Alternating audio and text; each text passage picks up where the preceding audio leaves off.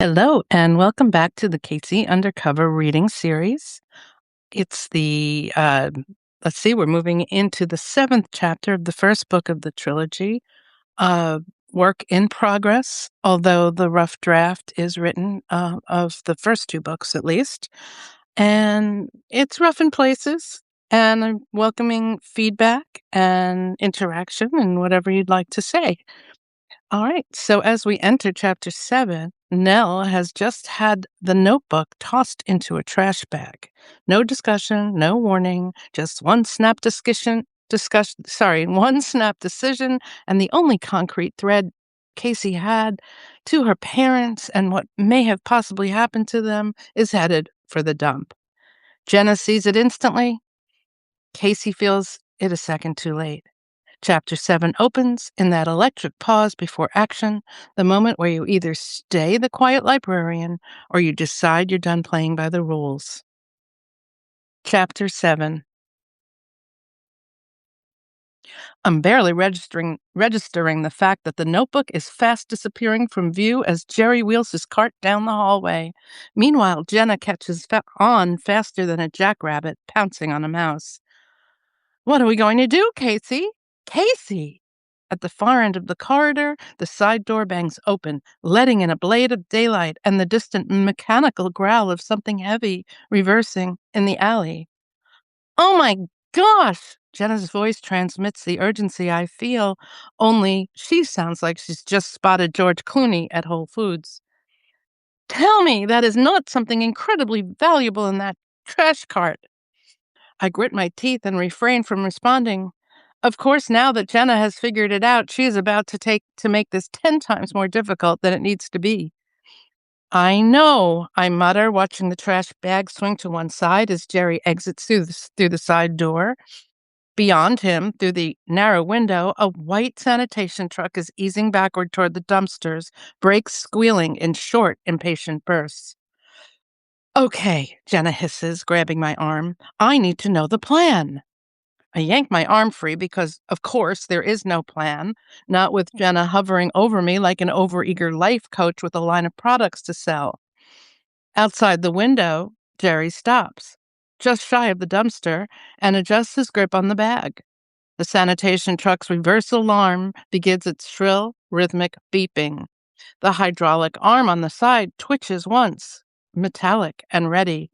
There's no more time for thinking. I rush forward past Jenna's stage whisper of, "Yes, activated," and push through the exit door. The noise hits me full force. Engine rumble, diesel fumes, the grinding hiss of air brakes. The truck is closing in, angling toward the dumpster. "Hey, Jerry!" I call, plastering on a smile. He freezes mid-swing, the bag dangling over the dumpster's edge. The truck inches backward. The beeping quickens. I force a casual tone and yell over the truck's whine. "You're not throwing that away, are you?" Jerry mumbles back, awkwardly shifting his feet. "Miss Whitaker, she said—" His gaze darts toward the back door, as if expecting Nell to materialize out of thin air, which, knowing Nell, is a likely probability. Behind Jerry, the truck shudders to a stop. The driver's silhouette moves. The hydraulic lift groans as it lowers toward the dumpster's metal lip. I nod in deep understanding, stepping in like I'm making friendly conversation and not seconds away from snatching Jerry's precious bag. "I totally get it," I say, laying on the sincerity. "And you're doing a great job, Jerry, but I think something got thrown out by accident." Jerry's fingers tighten around the bag. The lift clamps onto the dumpster with a metallic clang that reverberates through the parking lot. "Miss Whitaker said no mistakes," he repeats, firmer this time. "No mistakes." Jenna pipes up from behind me. "But this was a mistake," she says in that bright, "you can trust me" voice she's so inconceivably good at. "And we wouldn't want to make Mrs. Whitaker mad." I whirl on her. "That's right, Jenna." The dumpster jerks upward an inch as the mechanism tests its grip. Jenna keeps going. "Because imagine if she found out something important got thrown out." She gasps, all exaggerated scandal, "like a donated book, something rare, Something valuable. I see it then, the flicker of fear crossing Jerry's face. The trunk engine revs, impatient. Jenna's right, I say, on some level resenting that this is working, yet panicked that the entire dumpster is about to flip. Instead, Jenna tilts her head with a look of intense concern. I'd hate for her to think you made that mistake, Jerry. We know how Ms. Whitaker gets about these things. The hydraulic arm tightens with a screech. The dumpster lifts an inch. Jerry's grip loosens. Jenna smiles sympathetically. I groan inwardly. I cannot believe how much better Jenna is at manipulating people than I am. Then Jerry does exactly what Jenna wants. He lowers the bag just enough. The truck lurches. The dumpster begins to rise in earnest, metal grinding against metal. I lunge forward, rip the bag open, rummage through the slick coffee grounds and crumpled paper, and grab the notebook just as the dumpster tilts, its constant sliding. As the dumpster tilts, its contents sliding toward the gaping steel mouth of the truck. Jerry yelps, "You're not supposed to!" The lift jerks higher. Trash spills, clattering and thuddering onto the compactor.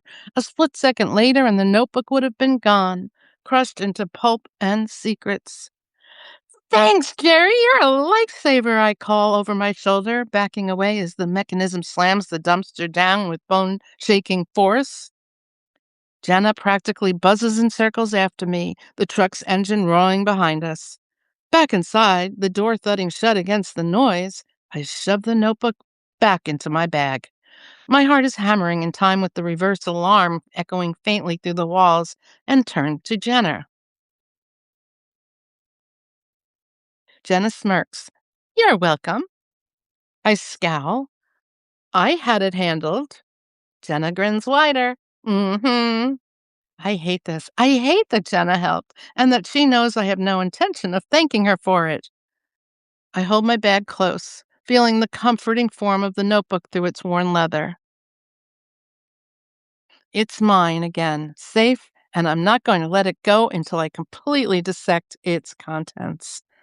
But before I can even exhale, Jenna is at my side, vibrating with the intensity of a caffeinated hummingbird. How exciting, she says, brushing imaginary dust off her sleeves like she has single-handedly diffused a pipe bomb. She stops and aims an intense stare in my direction.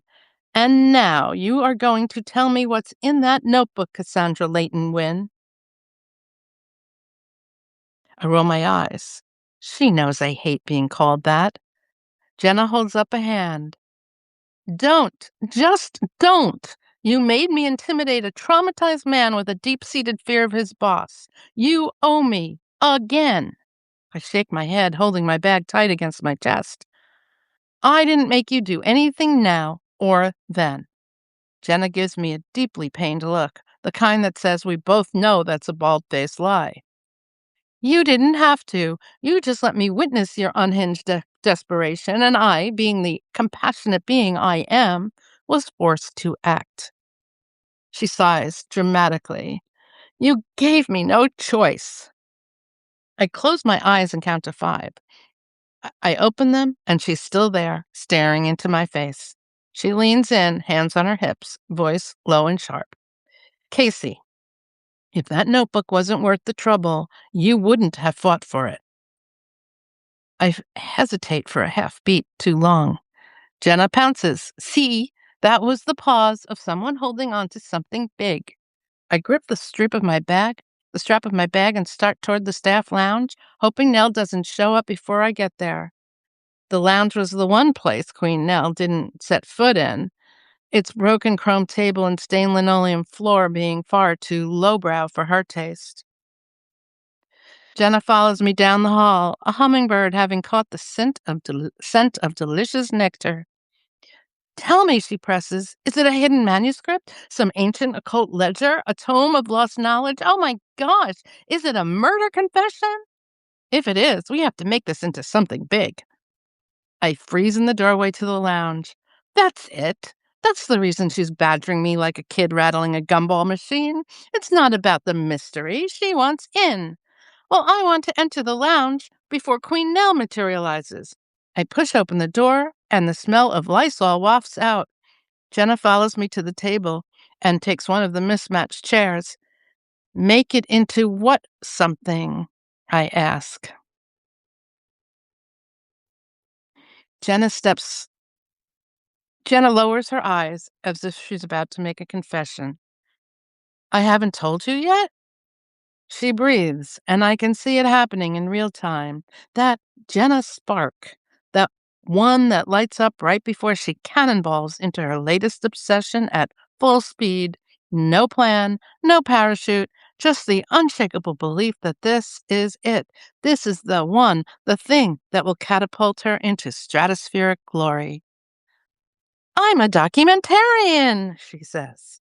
And there it is. You are? I say in mock wonder. And I know what my first release is going to be. No, Jenna. No, you're not going to tilt my world like that. The last thing, the very last thing I want is Jenna Price dogging me night and day with a pocket full of questions and a handheld Sony ZV-1. She expands the plan as my soul slowly ebbs from my body. Her phone out, fingers flying over the screen, capturing the ideas that are now flowing like streams of warm honey. And because the idea of a project that will involve me as her unwilling subject is so enticing, it might evaporate if she doesn't start working on me right now. Jenna, I say carefully, I appreciate your newfound dedication to the art of detailing my existence. Yes, you've got it. She grabs my arm again, her eyes glowing. I'm going to document you. Then we'll scale up.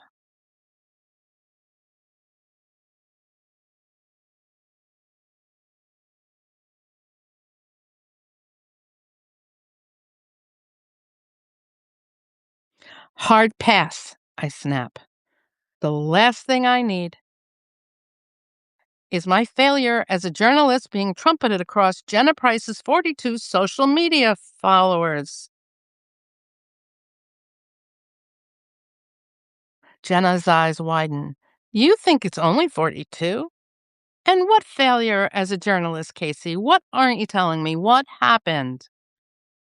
Jenna looks at me, just looks at me, steady, sure, figuring it out, figuring me out. And then she smiles because she's gotten an idea. It will be docudrama, she cries with a clap of her hands. Your process, the search, the mystery, your parents, even if we never unearth, I demand, knowing all too well what she means. Well, you know, she says with a shrug. And if that, as if the fact, sorry, as if the fact that my parents, gone for 20 years, vanished into thin air like some unsolved subplot, was just a casual aside, a footnote scribbled in the margins of the great, glorious Jenna Price documentary extravaganza. I exhale sharply, biting off one of the nails I've only just managed to grow because, of course, Jenna thinks this is her moment of vindication, topping off all she's ever done for me with one gigantic cherry. The grand documentary on Casey Layton's life, the big scoop, the cinematic, truth-telling event of the century. Never mind that it's my life, my past, my unraveling family tragedy. To her, it's something to be shaped and framed and set to just the right Moody Blues soundtrack. Even if it doesn't lead anywhere, it's still a story, right? I press my lips together, willing myself not to engage.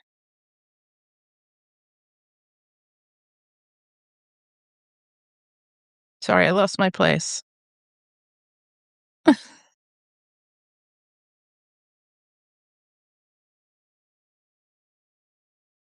I know how this goes. If I give her an inch, she'll organize the whole damn thing. Jenna, come on, Casey. You're a journalist. You get this. People eat up real life mysteries, but they love the ones that are personal, and yours, it's personal. And there it is, the undeniable hook. I'm a journalist. She says it like she's holding out the golden ticket to finally figuring out what went wrong in my life. Like this isn't my trauma, my endless spiral, but some neatly packaged, compelling narrative arc that we can cut into three distinct acts. I check my nails and manage to leave the remaining one that isn't bitten alone. This isn't some manufactured drama, I say. This is, I cut myself off because what is it exactly? A thing I don't even know how to name, let alone own? It isn't your story, Jenna. It's mine. Jenna spreads her hands. Look, I know you don't trust me. I scoff. You've never been serious about anything. Like sophomore year when you decided we were going to start a literary lifestyle brand out of your bedroom. Remember that? Ink and aura. She made me spend 2 weeks designing a logo in metallic ink while she mapped out which crystals paired best with which cat classics. Amethyst for Gatsby's lounging. Oh, amethyst for Gatsby's longing, you said, dead serious. You printed exactly 4 copies of The Great Gatsby with sticky notes in the margins, and then dropped the entire empire the second volleyball tryout started. Our junior year, when you launched Rebel Relics, twisted wire rings, and thrifted charms you swore were charged with intention, you dragged me into the yearbook courtyard and made me hold my hand at 45-degree angle so that the light would hit the vibration properly. Your Instagram, I mean, your wasn't Instagram, so that would have been around um, that would have been about 2006, so I have to double check that. Had 12 followers. Maybe that was MySpace.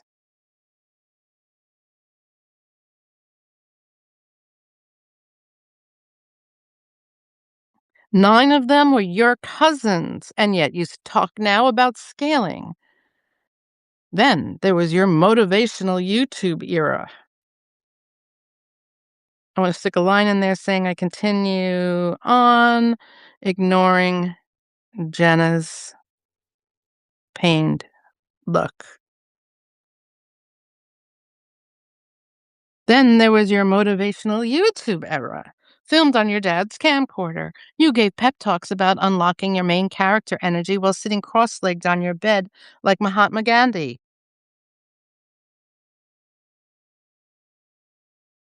I was drafted as a reluctant guest expert on academic glow-ups. That phase lasted until someone left one mildly sarcastic comment.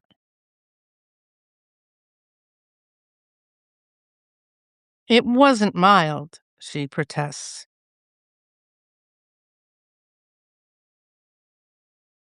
And then you decided the internet wasn't aligned. And then you decided the internet wasn't aligned. Jenner's lower lip protrudes.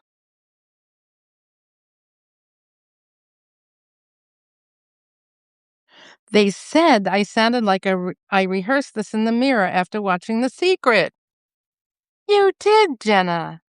And the crowning achievement? Senior year's pop-up study lounge in your garage. You made us charge $5 for focus lessons, complete with scented candles and curated playlists. But honey, the carpenters just didn't meld with trigonometry. Well, instead of the carpenters, I have to figure something else.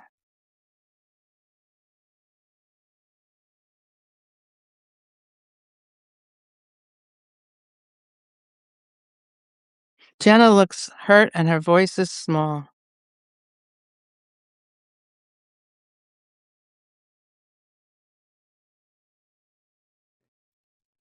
And yet, Casey, here I am.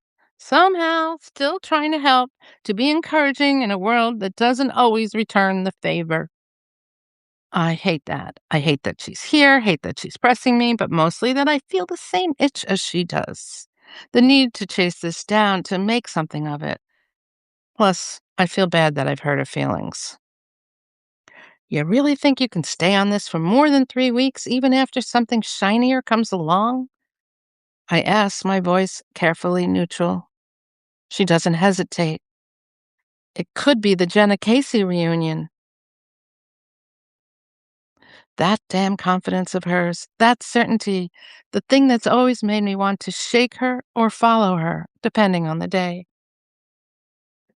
I rub my face. Fine, you can help me, but that's it, Jenna. It's my story. Jenna lights up like Christmas morning. Yes! Okay, first things first. We need a board, somewhere to track the connections. She pauses. Wait, you have one of those string and push board thingy-majingies? I glare. No, because I'm not a cartoon detective. Jenna waves a dismissive hand. Never mind, we'll get one. I let out a breath, trying to ignore the feeling that I've just crossed some invisible line. Still, whatever happens next, I'm not doing this alone anymore. Jenna's in. I will now have a witness to whatever crime I end up committing. I find the thought both comforting and suffocating. I shake my head, grabbing my bag. If we're doing this, we do it my way. Jenna grins. Obviously.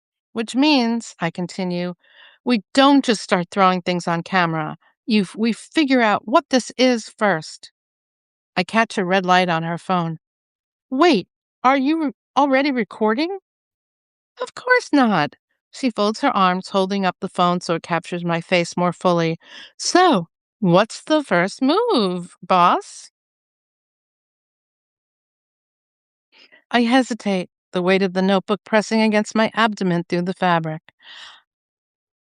Through the leather, I should say. I should tell her to go home, that I work better alone, that this isn't a game.